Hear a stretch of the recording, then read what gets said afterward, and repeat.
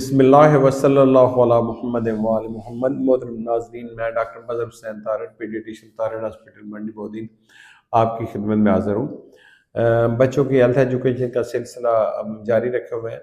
इस सिलसिले में चूँकि आज सर्दियों की आमद है, तो पहले प्रोग्राम हमने इससे पहले किया था, जिस पे हमने डिस्कस किया था कि ज़ुकाम जो होता है या कॉमन कोल्ड क्या होता है, उसकी घर पे क्या इलाज मुमकिन है। उसी सिलसिले में आज हम आगे बढ़ाते हैं। आज हम डिस्कस करेंगे जो खांसी, बच्चों में खांसी है वो क्या होती है, उसकी अक़साम क्या होती हैं और घर पे आप उसका इलाज कैसे कर सकते हैं।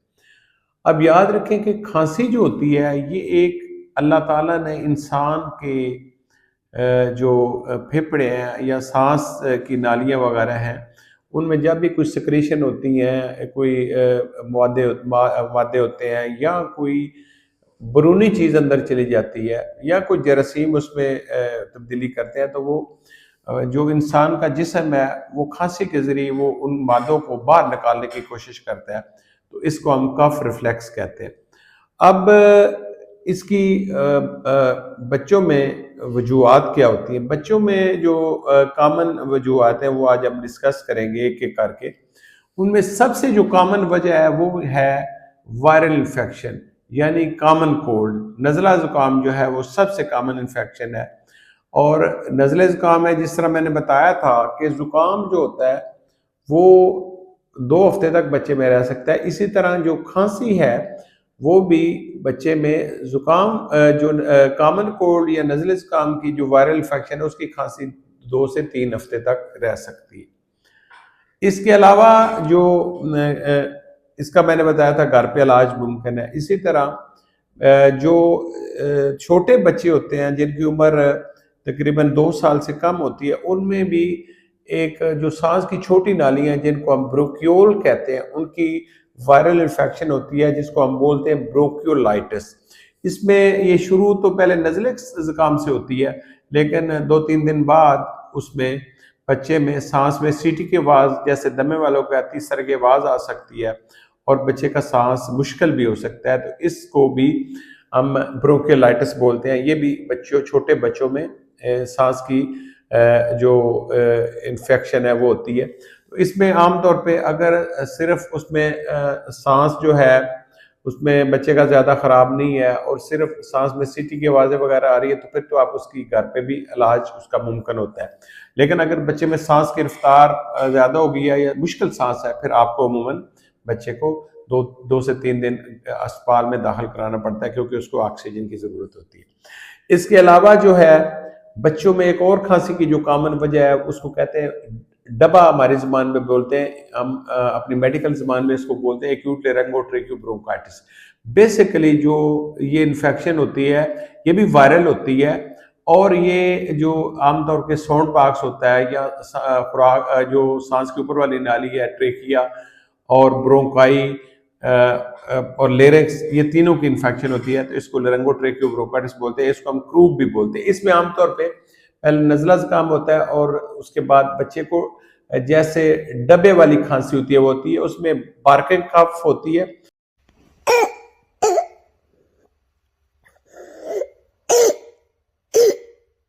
और जब बच्चा अंदर सांस लेता है तो उसकी आवाज़ भी आ सकती है, जिसको हम स्टाइडर बोलते हैं। इसका भी अगर सांस वगैरह मुश्किल ना हो तो इसका इलाज आमतौर पे आप घर पे कर सकते हैं।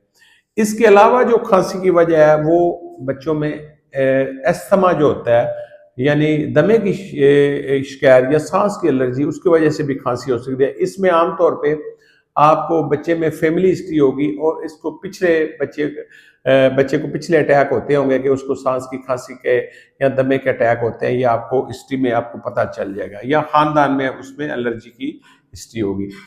तो इसमें आपको फिर अलहदा इसका दमे पे हम अलहदा एलर्जी का प्रोग्राम करेंगे। इसी तरह डबे पे भी अलहदा हमारा प्रोग्राम है, वो आप उसमें दोबारा आपसे मुलाकात होगी। इसके अलावा जो है कई दफ़ा बच्चे को दमे वाली सीटी की आवाज़ें नहीं आती, लेकिन फिर भी बच्चे को खांसी होती है, तो इसको हम एलर्जिक खांसी कहते हैं। ये भी आमतौर पे फैमिली में एलर्जी की हिस्ट्री होती है। बच्चे में भी एलर्जी की जो गुज़श्ता बच्चे को बार बार खांसी के या अटैक होते हैं जिससे आपको अंदाज़ा हो सकता है। तो इसका भी इलाज जो है वो एक अलहदा इसके लिए अस्थमा का जो इलाज हम डिस्कस करेंगे तो उसमें भी डिस्कस करेंगे। अब इसके अलावा जो कुछ इन्फेक्शन है जो सीरियस होती हैं उनमें भी खांसी हो सकती है। मसलन नमूनिया है, अगर नमूनिया में आमतौर पर बच्चे के सांस तेज चलता है, उसकी पसली चलती है और बुखार बड़ा तेज होता है, तो इसमें भी खांसी हो सकती है। इसको भी आमतौर पर नमूनिया में बच्चे को अगर सांस की रफ्तार ज्यादा है और उसका सांस मुश्किल है तो दाखिल कराना पड़ता है।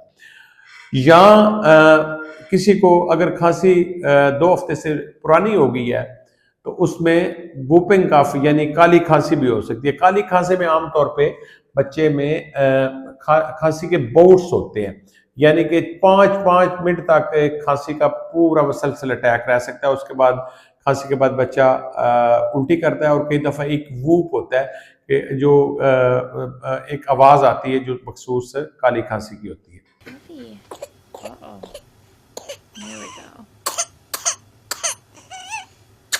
रेयरली अगर बच्चे की खांसी 2 हफ्ते से ज्यादा है और उसकी फैमिली में टीबी की हिस्ट्री है तो वो टीबी की वजह से भी खांसी का बच्चे को खांसी हो सकती है। या खुदा न खास्ता बच्चे को हार्ट फेलियर है तो उसकी वजह से भी खांसी हो सकती है, लेकिन उसकी साथ उसकी अलामतें होती हैं। अब जैसे मैंने बताया कि खांसी का इलाज कैसे आपने करना है, एक तो ये है कि जो बीमारी होगी आप उस बीमारी का इलाज करेंगे। अगर किसी को नमूनिया है और उसका सांस तेज चल रहा है, पसली चल रही है, तो उस बच्चे को दाखिल करना पड़ेगा और उसको एंटीबायोटिक दवाई की, अगर बैक्टीरियल नमूनिया तो जरूरत होगी।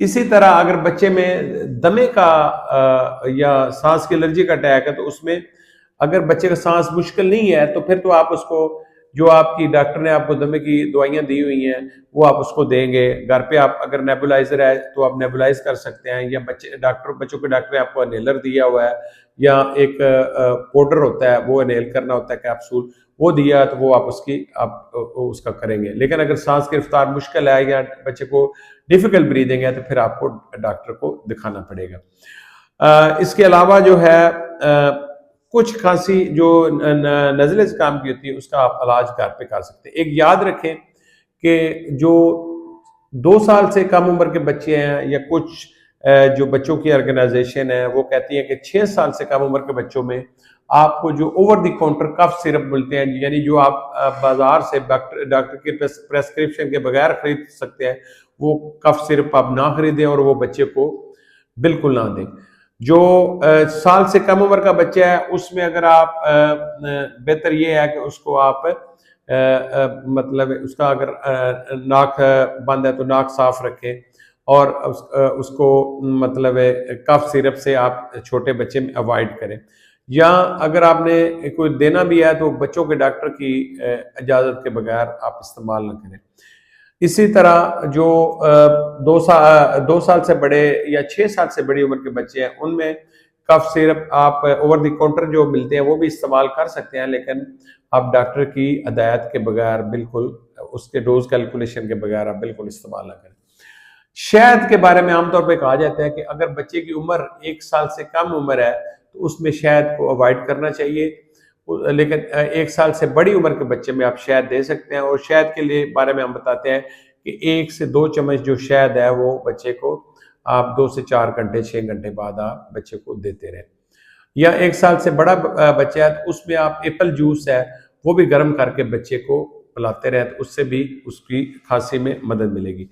एक और बात जो घर पे आप कर सकते हैं वो ये है कि अगर बच्चे को खांसी के अटैक हो रहे हैं, दौरे पड़ रहे हैं, तो फिर आप उसको मतलब जो आपका बाथरूम है उसमें हॉट शावर चलाएं और उसमें जो स्टीम होगी अगर उस कमरे में रखेंगे तो वो स्टीम से भी बच्चे का जो खांसी का दौरा है वो रुक सकता है। इसके अलावा जो है जो ओवर द काउंटर सिरप है वो 6 साल से कम उम्र में बिल्कुल डॉक्टर के मशवरे के बगैर इस्तेमाल ना करें।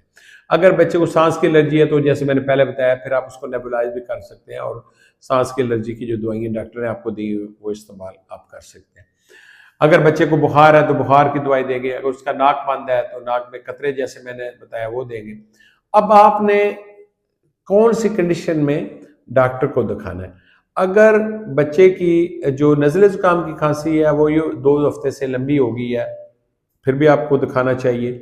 या अगर बच्चे का सांस मुश्किल है, मसलन बच्चा सांस लेने में बच्चे को तकलीफ हो रही है, या बच्चा जो है वो उसके नीचे पसलियों में गड़े पड़ रहे हैं, या जो बच्चा है इतना उसको सांस खराब है कि उसको आवाज निकालने में या बोलने में दिक्कत हो रही है, तो फिर आपने या बच्चे का अगर होंठ या जबान नीली हो गई है, तो इस सूरत में उसका मतलब है कि उसके सांस की तकलीफ शदीद है, फिर आपको बच्चे को इमरजेंसी में ले जाना पड़ेगा या बच्चों के डॉक्टर को दिखाना पड़ेगा।